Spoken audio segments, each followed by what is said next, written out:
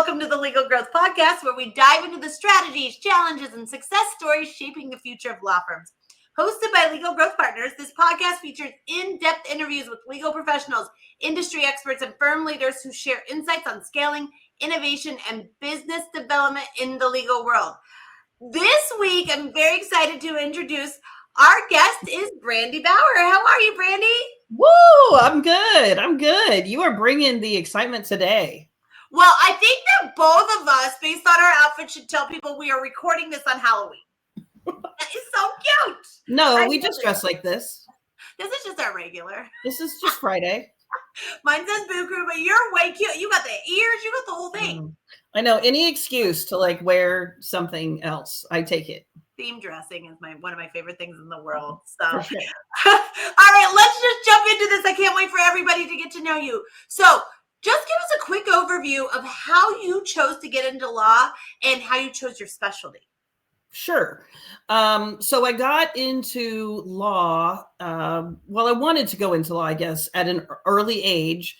I was probably in 7th grade, although I feel like I was younger than that, but I still feel like I'm younger than I am. So, we would take a quiz in a class, and then when everybody was done, we would play a game called Point of Law. And that game, which I did look it up, it's called Vintage now, but I guess I'm vintage now. But the game was basically, they would take real cases and they would make them into basically like a note card. And so the teacher would read the scenario and then give 4 possible outcomes. And then you had to pick, it was kind of like you be the judge. And so then you would pick the one that, you think would be the best outcome for that case. And every time we played, I won. And I thought, this is fun. And I seem to be good at it. I should probably go to law school. Oh, I love that. And then how did you choose your specialty? A tree fell on my house and chose for me. So I was doing insurance defense work. Very happy doing that at a great firm, learning everything that one should learn as a baby lawyer. And a tree fell on my house. And so I made an insurance claim. And the carrier denied my claim for whatever reason, I don't know. And I'm like, what the heck? And so then fast forward, I'm at work. And so I had written back, hey, what's the deal? Why are you not paying this? So then fast forward, I'm at work at my insurance defense law firm. And the adjuster from this insurance company calls and they're like, hey, I just wanted to confirm we're denying your claim. We're not paying. And I'm like, what the heck? And I just kind of let him have it. I was like, I'm sitting in this desk, 12 hours a day, 14 hours a day, defending you, and saying what you're, doing is correct. You're making the right decision. If you need to pay, I'm telling you that too. And then I have one claim, like my only and first, homeowners claim, and you're not going to pay it. I'm like, if you're not paying mine and I'm your lawyer, you're not going to pay anybody's. And so that's just kind of how I was like, man, I got to switch sides and I got to help homeowners, policyholders, because they need an advocate out there that, can help them fight these insurance companies and these adjusters who are, sitting in a desk in Illinois and not, here in the Midwest where we have trees fall on our house. That's crazy. Well, they just with the wrong woman. They did. What has been your biggest growth success story so far? I think the thing that really made the biggest impact and maybe benefited the trajectory of just me personally and my career path has been going through a lot of training, because when you go to law school, you learn how to be a lawyer. Some would argue you don't, but you learn how to be a lawyer. You do not learn how to be a business person. So when you open your, business, you hang your shingle, as they say, you are still operating as you are a lawyer. And even in undergrad, I got a business degree. I had some of that I brought with me. I've always been entrepreneurial. I'm a 5th generation entrepreneur in Missouri. And so I bring that with me, but still I was making mistakes. I was not doing it right because I was doing it like a lawyer and not like a businesswoman. So I did a lot of training to basically think more business, less law. You've got so many hats that you wear when you own a business. And I took that lawyer hat off and I put that business hat on. And so I think that plus a lot of mindset training has really been what's benefited me the most, again, in business and personally. Oh, I love that. Yeah. It's, there's so many different skill sets out there where people go to school for that, but then you never learn the business stuff. So Right. You got to approach it from a different angle most of the time. And then just really like be positive and look at every opportunity as a way to up spiral. 5th generation too. That's pretty awesome. I know. That's not crazy. I love that. I know. Okay. So what is your favorite non-legal skill that you've discovered? Hey, I have this, and this actually does really well for helping me grow the firm, grow my career, all of that. I mean, one is I do not take myself too seriously. I'm going on your podcast with my cat ears on, with an excuse to, I guess, have my cat ears on. And I think that's just me. This is just who I am. I talk to everyone the same way. I talk to a judge the way I talk to my friends. Granted, I do have a sailor's mouth, if you will. I don't take that to church or the courtroom. There are several changes there, but I try to always be the same person. And so I think that definitely plays into it.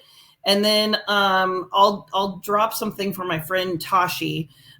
She's ridiculously smart. And so she calls this concept strategic discernment.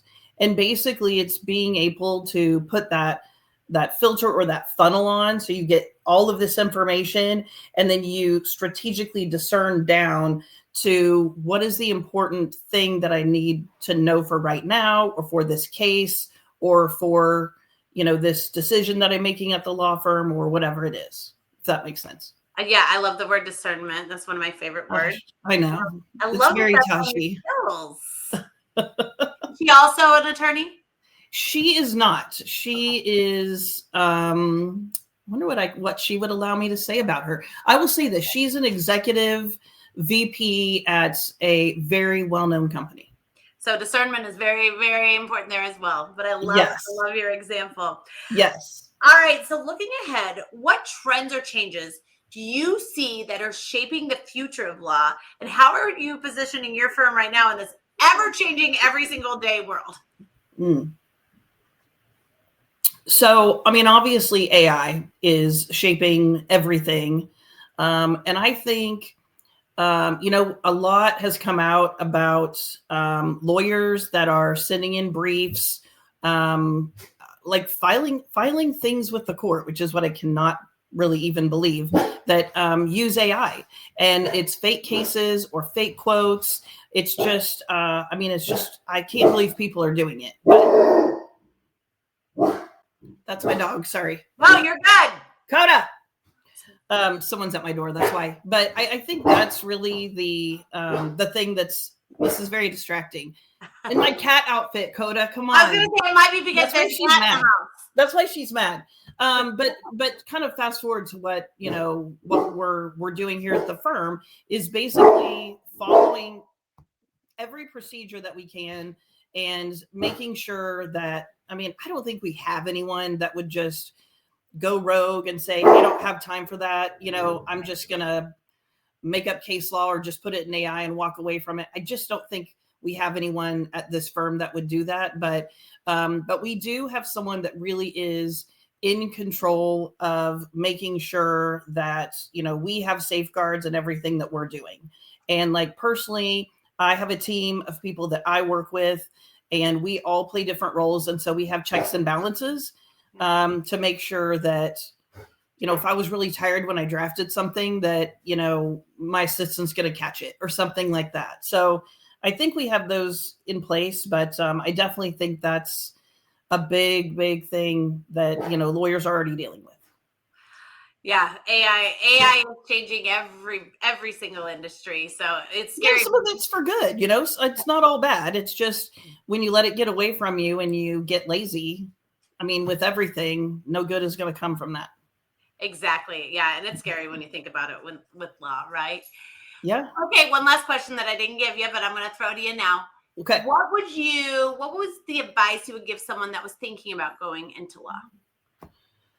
Well, I think you really have to love it. I have loved it from a very, very early age. I always knew this was my plan, but it is a lot of work. It is expensive to go to law school.